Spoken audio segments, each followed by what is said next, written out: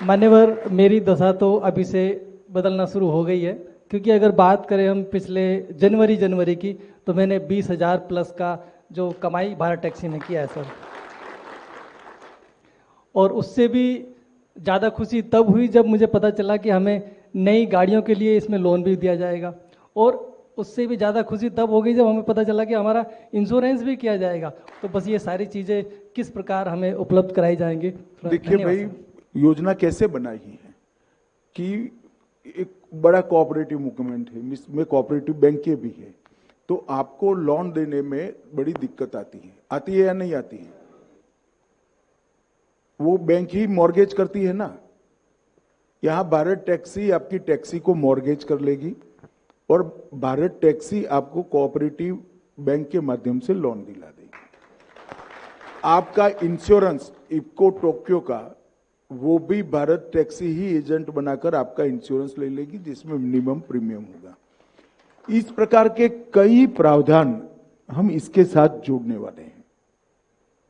शुरुआती कुछ समय आपको धैर्य जरूर रखना पड़ेगा, क्योंकि व्यवस्था बनती है तो बनते बनते समय होते। जैसे एक नया घर लोगे तो शुरुआत में बाथरूम में थोड़ा प्लम्बिंग का प्रॉब्लम होगा, कहीं कलर उखड़ा हुआ होगा, कहीं दरवाजा ढंग से बंद नहीं होता होगा, मगर 1 महीना होते होते आप सब रिपेयर करा दोगे, अरे सुचारू रूप से घर में रहना शुरू हो जाता है।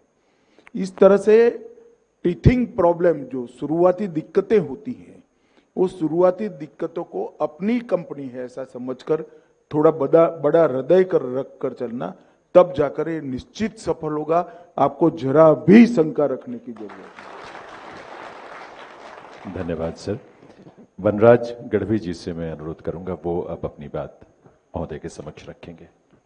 नमस्ते सर, मेरा नाम वनराज गढ़वी है। मैं अहमदाबाद गुजरात से एक टैक्सी ड्राइवर हूँ। मैं पिछले 8 साल से अहमदाबाद में टैक्सी चलाता हूँ और कई बड़ी बड़ी कंपनियों में हमने काम किया है। वो बड़ी बड़ी कंपनियां, हम जब सुबह से घर से निकलते अच्छी सोच लेके निकलते कि घर से निकलकर हम जाए, अच्छा मुनाफा कमाएंगे, घर अच्छा पैसा लेके आएंगे और परिवार का गुजरान करेंगे।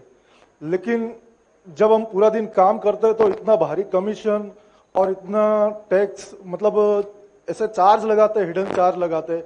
आज तक हमें समझ में नहीं आता किस प्रकार से कौन से चार्ज लगाए जाते हैं। कभी चार्ज बढ़ भी जाता है, कभी कम भी हो जाता है, कभी किराया बढ़ जाता है, कभी कम हो जाता है। जब हम थक के घर जाते हैं शाम को, तब मालूम पड़ता है कुछ नहीं बचा है। हमने तो खाली मेहनत ही की और कुछ बचा नहीं। ना हमारा परिवार का भविष्य होता है, ना किसी का और कुछ होता है। तो हम ये जानना चाहते हैं आपके माध्यम से सर कि भारत टैक्सी हमारे भविष्य के लिए, हमारे परिवार के लिए और क्या क्या सुविधा देगी। पहली बात, भारत टैक्सी में हिडन कुछ नहीं होगा। एक बात समझिए, जो होगा वो नोटिफिकेशन आपके मोबाइल पर आ जाएगा, तभी होगा, और 1 सप्ताह पहले नोटिफिकेशन आएगा। आप मेरी बात ढंग से समझ रहे हैं? जो करेंगे 1 सप्ताह पहले नोटिफिकेशन भेजकर करेंगे। आपकी मिनिमम वायबिलिटी पर किलोमीटर क्या होगी, वो बेसलाइन बनाकर जो होगा उसके ऊपर होगा।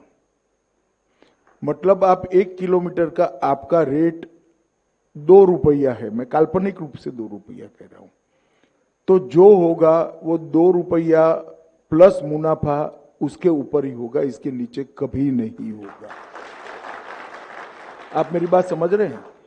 तो भारत टैक्सी काउंट करेगी कि ऑटो का मूल्य कितना, पेट्रोल कितना जलेगा और मिनिमम कितना कमाना चाहिए, ये सब मिलाकर एक बेस रेट होगा। इससे नीचे हम नहीं जाएंगे।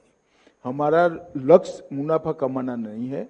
हमारा सारथी, हमारी कोऑपरेटिव का मालिक है, वो अपना घर अच्छे से चला पाए, वो है। तो सारी कंपनियों में क्यों तकलीफ आती है? उन्होंने बेस रेट ही तय नहीं किया है।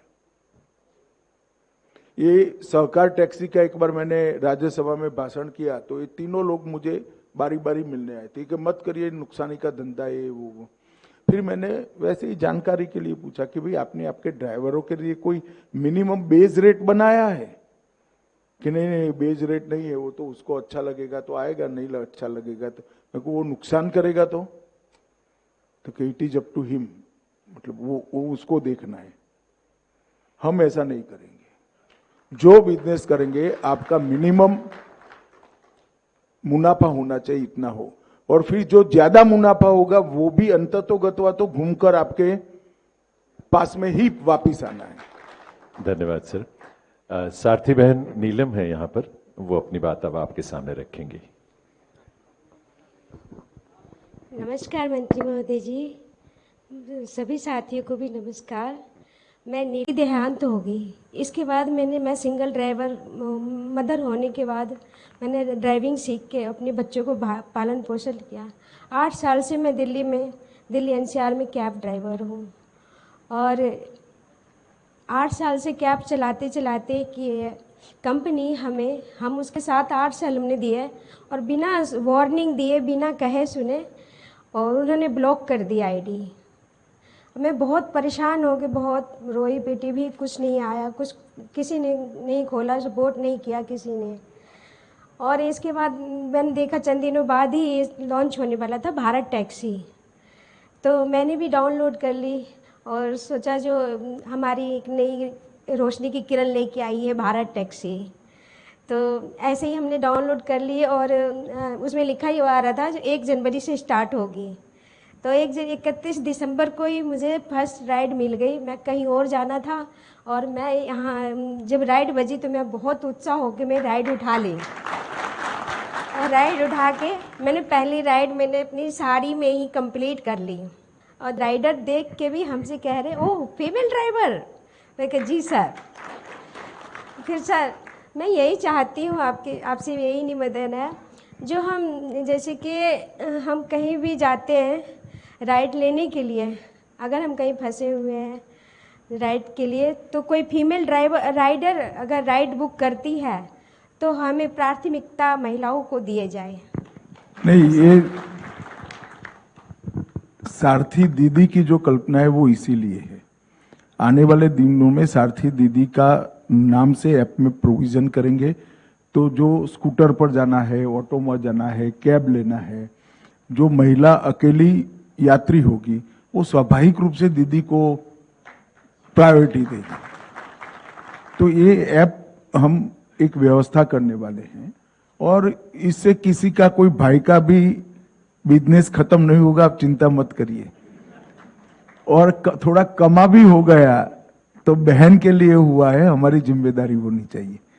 मगर मुझे लगता है कि सारथी दीदी सबसे ज्यादा क्लिक करेगा, विशेषकर जो 2 व्हीलर राइड है, जिसमें बैंक पर हर रोज जाना है, किसी वृद्ध माता जी को मंदिर जाना है, इस प्रकार की राइड है, इसमें सारथी दीदी बहुत क्लिक कर जाएगा। इसका मुझे तो पूरा कम से कम भरोसा है, और हम आगे बढ़ेंगे। धन्यवाद सर। सारथी बहन अनुपमा आपके समक्ष अपनी बात रखेंगी। नमस्कार माननीय मंत्री जी, मैं अनुपमा रघुवंशी यूपी के अयोध्या से हूँ। NCR में गाजियाबाद में मेरा निवास स्थान है। मैंने अपने जीवन में बहुत क्षेत्रों में योगदान दिया है। शिक्षा के क्षेत्र में सामाजिक कार्यकर्ता भी हूँ वर्तमान समय में, और मैंने स्वास्थ्य के क्षेत्र में भी अपना योगदान दिया है। अभी भारत टैक्सी के विषय में जाने तो इसमें भी अपना जितना हो पाता है, समय जितना निकल पाता है उतना योगदान दे रहे हैं। और ड्राइवर भाई बहनों के लिए एक बहुत अच्छा ये प्लेटफॉर्म है, सुरक्षा, सम्मान, हर एक चीज़ के साथ, जैसा कि आपने भी बोला, और सब भाई बहनों का जितना भी सवाल सुन के या उसके जवाब के विषय में पता चला कि एक अच्छा सुरक्षित सम्मानजनक ये प्लेटफॉर्म है। लेकिन इसके पहले जो कंपनियां थी उसमें ये था कि कभी कभी जो ग्राहक हैं उनके द्वारा ड्राइवरों के साथ गलत व्यवहार किया जाता था, शोषण किया जाता था मानसिक रूप से। कभी कभी आपने भी देखा होगा वीडियो वगैरह में पैसा नहीं देते हैं, और कभी कभी अदर कंपनियों में क्या होता है कि आईडी ब्लॉक कर देंगे, ड्राइवर की समस्या को नहीं सुनेंगे और आईडी को ब्लॉक कर देंगे। कभी कभी होता है कैश ट्रिप लेने पे होल्ड कर दिया जाता है आईडी को। होल्ड करने का मतलब एक इनका प्लेटफॉर्म चार्ज है। आप बेशक रजिस्ट्रेशन के समय जो भी ड्राइवर भाई बहन ने एक प्लेटफॉर्म चार्ज दिया है, उसके बावजूद उनको एक प्लेटफॉर्म चार्ज देना है, और अगर वो माइनस में ज़्यादा होता है तो होल्ड कर देते हैं कि वो आप कंप्लीट करिए, उसके वॉलेट में बैलेंस कंप्लीट।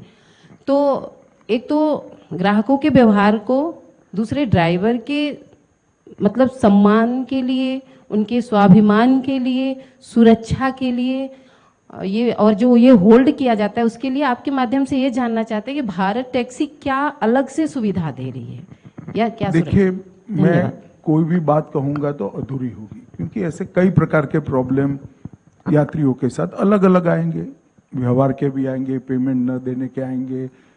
भारत टैक्सी की साइट पर आप लोगों की तकलीफों के लिए एक खिड़की खोली जाएगी, जिसमें आप जैसे ही आपके नंबर के साथ लोड करोगे, हम इसके आधार पर पॉलिसी को मॉडिफाई कर कर ये सारे छिद्र जो है वो बंद करते जाएंगे। अभी वो लोग छिद्रों को ओपन कर रहे हैं। हमारा काम है कस्टमर में भी डिसिप्लिन लाना, सारथी में भी डिसिप्लिन लाना। तो इसको भारत टैक्सी वो छिद्र को, आपकी जो जो कंप्लेन आएगी, अनेक प्रकार की आएगी, तो वो कंप्लेनों का निराकरण के लिए एक लगातार थोड़ी छोटी टोली बनाई जाएगी और पॉलिसी में ये बदलाव करते जाएंगे।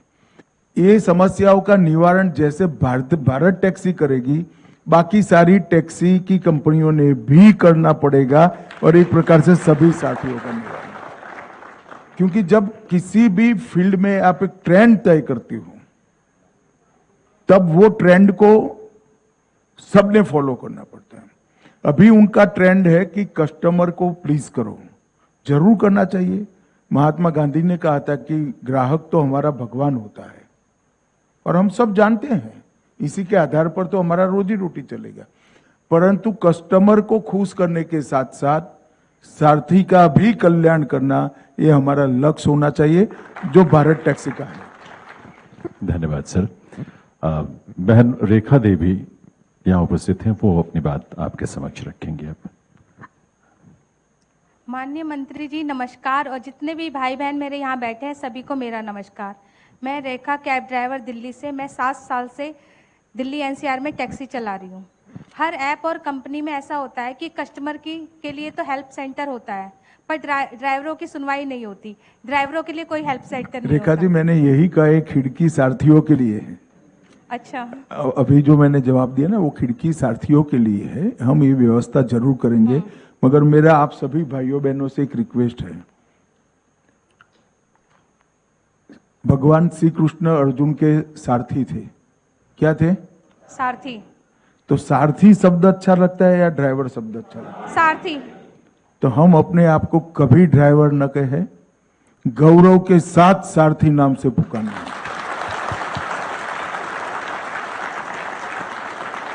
और ये भाव के साथ, ये भाव लाना ही भारत टैक्सी की जिम्मेदारी है। विश्व में परिश्रम से किया हुआ कोई काम छोटा नहीं होता। मैंने मेरे जीवन में अहमदाबाद में मेरी कॉलेज के सामने एक रेस्टोरेंट था, बहुत फेमस रेस्टोरेंट था, ओसवाल कर। इसकी बिल का प्रिंटिंग का ऑर्डर लेकर प्रिंटिंग प्रेस से छपवाया है।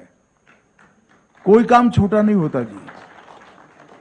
हमने गौरव के साथ काम करना चाहिए, हम परिश्रम के साथ देश के विकास के अंदर योगदान करना चाहते हैं, देश की व्यवस्था को आगे बढ़ाना चाहते हैं। तो कृपया मेरा आप सबसे विनंती है, आज से जहां जहां भी हो, और सारथी किसी भी कैब का हो, उसको बता देना भाई तुम ड्राइवर नहीं हो, सारथी हो। और इस शब्द बहुत बड़ा है। श्री कृष्ण अर्जुन के रथ को चलाते थे, पूरा युद्ध अर्जुन करते थे, उतरकर श्री कृष्ण के पैर छूते थे। ये बहुत बड़ा सम्मान है, और हम परिश्रम कर रहे हैं, देश के विकास के अंदर योगदान कर रहे हैं। आप ये भूल जाइए कि आप आपकी आजीविका के लिए कर रहे हैं। ये रिक्वायरमेंट है देश की, अच्छी व्यवस्था होनी चाहिए। तो हमें सम्मान के साथ अपने आप को कभी ड्राइवर मत बोलना, सारथी ही बोलना, और समाज स्वीकार करना।